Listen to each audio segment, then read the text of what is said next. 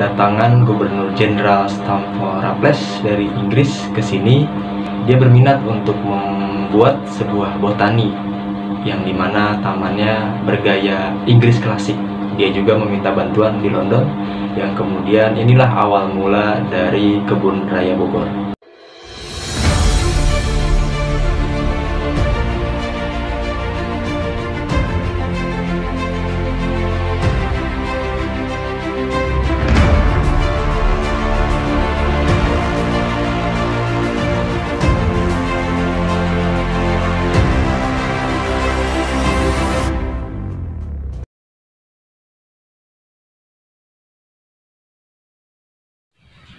Assalamualaikum warahmatullahi wabarakatuh. Sampurasun, mugi rahayu sagung dumadi.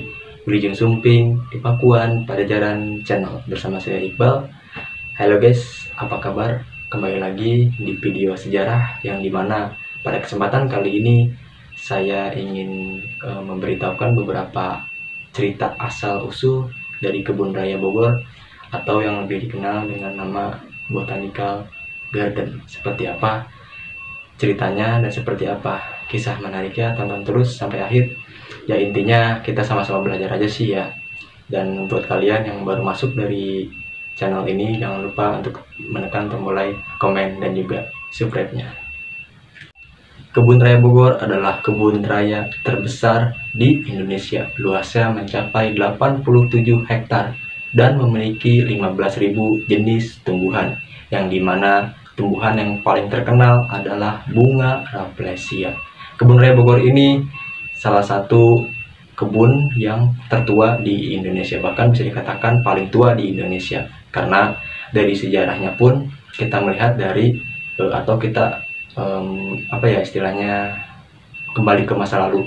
Kebun Raya Bogor ini sudah ada sejak era Kerajaan Pajajaran. Banyak pengunjung yang datang ke sini untuk melihat berbagai jenis tumbuhan dan juga melihat beberapa situs-situs di Kebun Raya Bogor. Nah, sahabat sedulur, jadi saya ingin memberitahukan asal-usul Kebun Raya Bogor yang saya baca dari beberapa sumber. Jadi, zaman dahulu di era Kerajaan Pajajaran atau yang lebih dikenal dengan Kerajaan Pakuan Pajajaran pada pemerintahan Prabu Sriwangi Sri Baduga Maharaja. Beliau membuat hutan atau taman Samida yang diperkirakan tahun 1482 sampai dengan 1513 Masehi.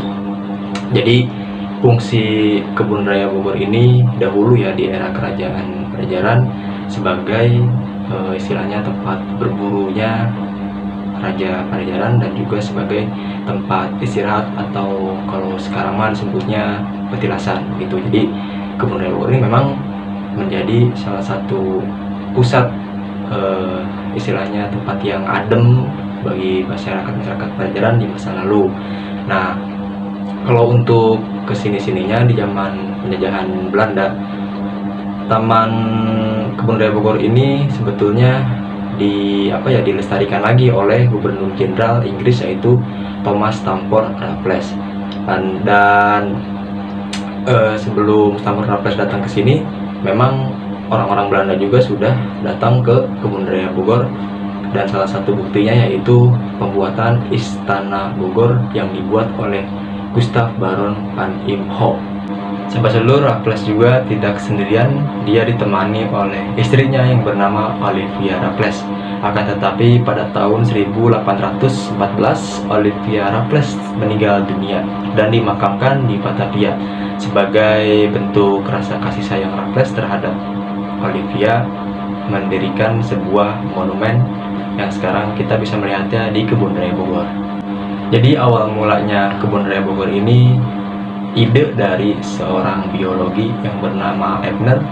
Dia mengirim surat kepada Gubernur Jenderal Van der Capellen untuk meminta sebidang tanah untuk dijadikan berbagai jenis tumbuhan-tumbuhan yang akan ditanamkan di tanah tersebut sebagai bentuk pendidikan dan juga mengenal tumbuh-tumbuhan yang cikal bakal menjadi Kebun Raya Bogor.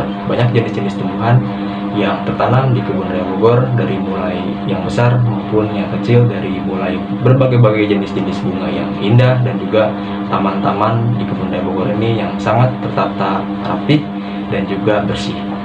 Profesor Caspar George Karl Renworth, beliau adalah orang yang berasal dari Jerman lalu pindah ke Belanda, dan dia dijadikan sebagai Menteri Pertanian untuk menyelidiki berbagai-bagai tumbuh-tumbuhan di Kebun Raya Bogor dan mengumpulkan semua tumbuh-tumbuhan di Kebun Raya Bogor untuk menjadi pengobatan maupun tumbuh-tumbuhan yang sekiranya menjadi tanaman-tanaman yang indah dan menjadi tanaman hias. Renworth juga perintis membuat herbarium yang akan dikenal sebagai Herbarium Bogoriense. Pada tanggal 18 Mei 1817, Gubernur Jenderal Van der Kapellen secara resmi mendirikan sebuah kebun dengan nama Esland Plantentuin der Buitenzorg, dengan diawali mengayunkan sebuah cangkul di bumi Pajajaran sebagai tanda bahwa dia membangun sebuah kebun di bumi tersebut. Pelaksanaannya dipimpin oleh Renworth dan juga dibantu oleh James Hopper dan Weekend, berasal dari kebun botani yang terkenal di negara Inggris. Sekitar 47 hektar tanah kawasan di Istana Bogor, Renworth mempunyai kesempatan dari tahun 1817 sampai dengan 1822 Masehi untuk mengumpulkan semua jenis tumbuhan yang ada di Nusantara untuk dikembangkan lagi di tanah Bogor, dari berbagai jenis tumbuhan maupun dari berbagai jenis-jenis benih. Dan kemudian tanah Bogor ini menjadi pusat pertanian di Indonesia, dan sekitar 900 tanaman hidup yang ada di Kebun Raya Bogor pada masa itu. Pada tanggal 30 Mei 1868, secara resmi Kebun Raya Bogor terpisah pengurusannya dari halaman Istana Bogor. Pada awalnya, Kebun Raya Bogor ini hanya dipergunakan sebagai kebun percobaan tanaman yang akan diperkenalkan di Hindia Belanda. Namun, pada perkembangannya juga digunakan sebagai wadah penelitian para ilmuwan dari tahun 1880 hingga tahun 1905. Kebun Raya Bogor selalu mengalami perkembangan yang berarti di bawah pimpinan Dr. Karl Ludwig Blum pada tahun 1822, J.E. Teisman dan Harskal zaman Gubernur Jenderal Van der Bos, Simon Benedicts dan Dr. Schipper pada tahun 1867, Profesor Dr. Melchior pada tahun 1881, Dr. Jacob Christian pada tahun 1904, Van der Hornet 1904, dan Profesor Insinyur Kustono Setijowirjo pada tahun 1949. Beliau yang merupakan orang pertama Indonesia yang menjabat suatu pimpinan lembaga penelitian. Nah, sahabat sedulur, itulah sejarah singkat dari Kebun Raya Bogor. Sampai sekarang Kebun Raya Bogor ini masih ramai dikunjungi orang-orang masyarakat tanah Indonesia, dan bahkan sampai ada turis-turis yang berkunjung ke Kebun Raya Bogor untuk melihat berbagai jenis-jenis tumbuhan dan bunga-bunga. Mungkin sampai di sini saja sejarah dari Kebun Raya Bogor.